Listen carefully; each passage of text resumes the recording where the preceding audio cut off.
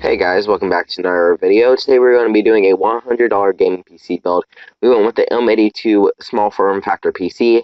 It came with a Core i3 processor, and really that's all I really knew.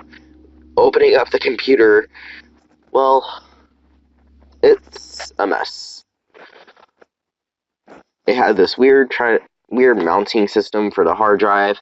One of the screws were loose for the heatsink, and basically it just had no RAM.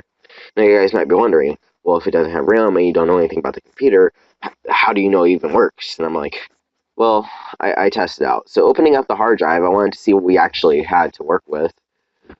We had a 500 gigabyte Western Digital Blue hard drive, and I was actually surprised to see this because I actually got the computer for a whopping $50.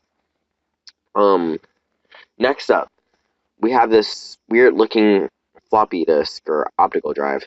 And we also have these weird mechanisms for mounting it to the hard drive and DVD drive. And the power just came from the motherboard, which I thought was stupid. Speaking of motherboards, we had a 230 watt power supply, and I had to unravel the heatsink because I really want to see what type of processor this is. I know it's a Core i3, but I wasn't sure if it was an M series, if it was in a 6th generation. So basically, I just started unscrewing everything, realizing that the one of the parts for it was actually broken. I couldn't actually put that back down when I was reinstalling the heatsink. So upon opening it, we had kind of a normal looking system. We had a weird looking heatsink, but it looked more of like an AMD heatsink instead of an Intel. But after wiping off the heatsink, we decided to set that aside and go ahead and bring out our processor to see what we actually had. The heatsink doesn't seem too bad. It seems good enough for now. But opening up the process, not the processor, getting the processor out was kind of a different story. It was kind of a weird thing to pull it out. I've never had a processor fall while I was trying to pull it out. Um, Anyways, I started wiping that down to figure out what it was. If you want to know a secret, there's a sock at the top of the screen. Yes, that is a sock. No, it is not anything else, you dirty-minded people. But anyways, after wiping off the processor, we ended up seeing a Core i3 3200. Of course, I don't show it. Oh my god, please cut this out.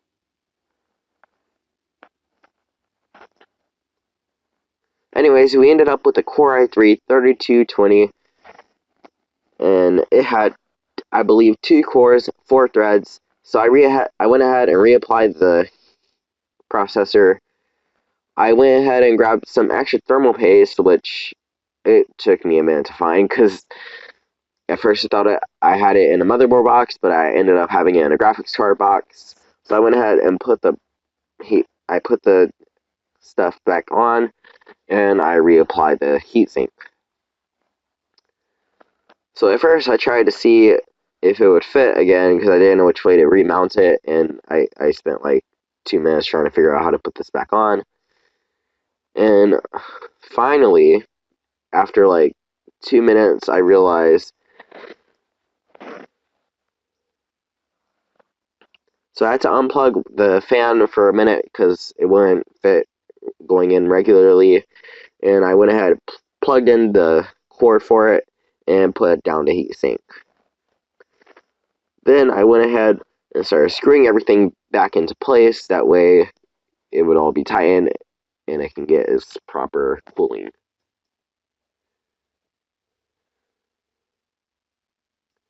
But yeah, more to talk about with this PC. I actually need to find some type of RAM to put into the PC, and at first I didn't realize what type it was, but then after doing some research on the actual computer, I saw that it took DDR3 SD RAM, and it has to be, I believe, 1600 or above.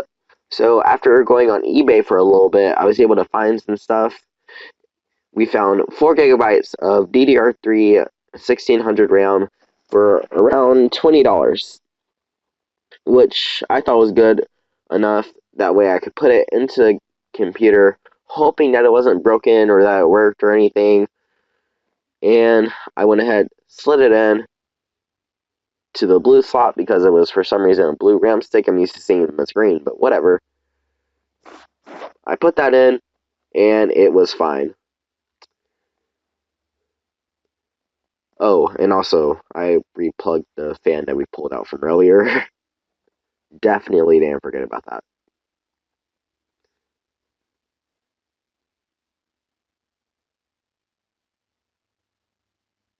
Next up, we have the graphics card. Now, this actually did take a while for me to think about, because originally I wanted to go with like a GT 1030, but considering I already spent $50 on the computer, I had to find something that would work. So I ended up going for the,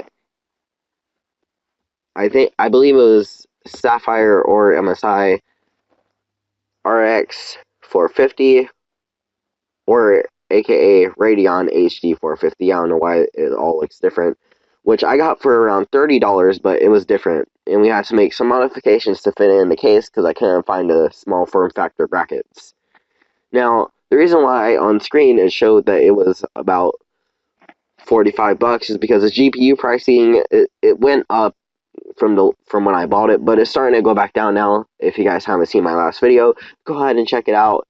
And yeah, so after doing that, I did realize that when I was mounting it, I accidentally broke the brackets to hold it in, but I was just relying on it all to fit. So I started to put everything back in, and this thing wouldn't go all the way back down until I actually pulled it out a little bit. And then I was able to push it into place and mount it in. Then I went ahead and put the hard drive back into place, and when I was reading the specs, it said that the hard drive was cleaned and put into 500 into Windows 10. So I went ahead, closed up the case, and let's go ahead and check the I/O to see what we actually have in the back of the motherboard. We have 4 USB 3.0 ports, 2 USB 2.0 ports, an Ethernet jack, 3 audio jacks, obviously the display ports from a graphics card. We have the power supply, and well, that's pretty much it. So I went ahead, I plugged in my keyboard, I plugged in my gaming mouse, which you can actually see me pulling in the background. Then, after like 2 minutes of me looking for it, I found the actual display cord for the graphics card, which I honestly thought I was using HDMI, but I was already using my monitor for something else. So I went ahead and grabbed an old monitor that I just had in my closet, and basically I plugged everything in. And I had to be actually a little bit careful because I tried this beforehand when it came to installing it to test, see if it would pop out, and it did pop out pretty much every time I used Force to put it in, especially when it came to the HDMI port. Anyways, I turned on the computer, and it booted. Now, it booted to Windows 10, and we were basically ready. I was actually excited to see if this actually did boot on the first time, considering the fact that I got this computer for $50, and it was a decently spec PC. It booted into Windows 10 just fine, except when we tried to use the display, it was only 720p. Yeah. Anyways, this was confirming everything, and about the display issue, I was able to figure out how to overclock it. Anyways, we ran Cinebench, and it was actually very, very slow. Trust me, that the time lapse about like 10 times the speed, and it took forever.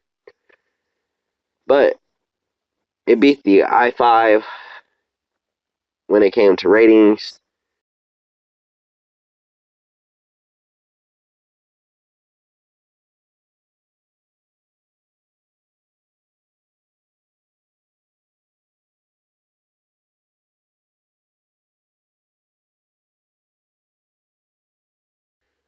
Anyways, after doing the graphics card benchmark, that took forever. I had to do a time lapse just so this wouldn't look so horrible.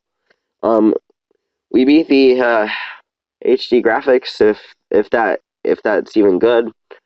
Um, yeah, that kind of sucked. So, as I was talking about, speaking of overclocking, I was actually able to overclock the graphics card to pretty much max. I was actually kind of proud of this. That way we could squeeze a little bit of extra performance out of the card when it came to doing our benchmarks.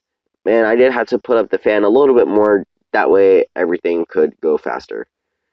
Anyways, as for benchmarks, we went Fortnite at 1080p high settings. We had an average of 83 FPS, a low of 57 FPS, and a high of 113 FPS.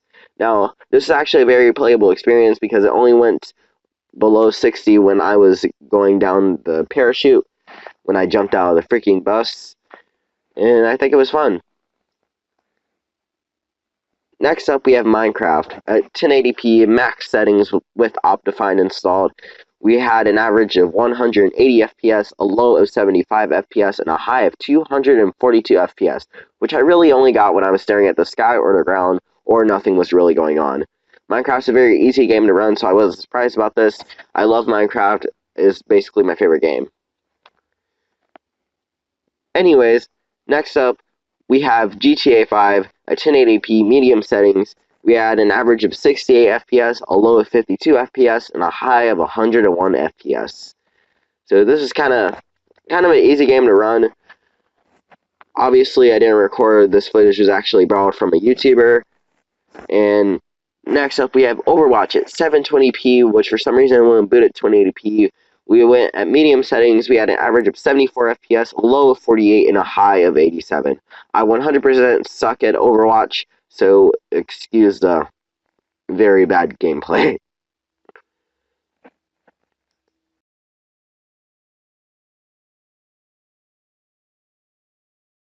So, would I say building this was worth it? Yes, it was. It was actually really good for this $100 budget, and I hope that you guys enjoyed the video.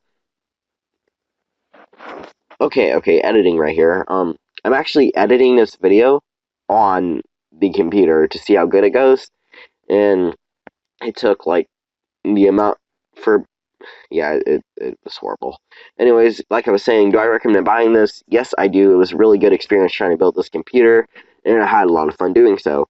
Anyways, if you guys enjoyed the video, go ahead and hit the like button, subscribe if you guys want to see more. I will see you all in the next video. There's definitely not a fan on a different PC behind it, and I was playing some games, testing it out to get the full experience. See you guys!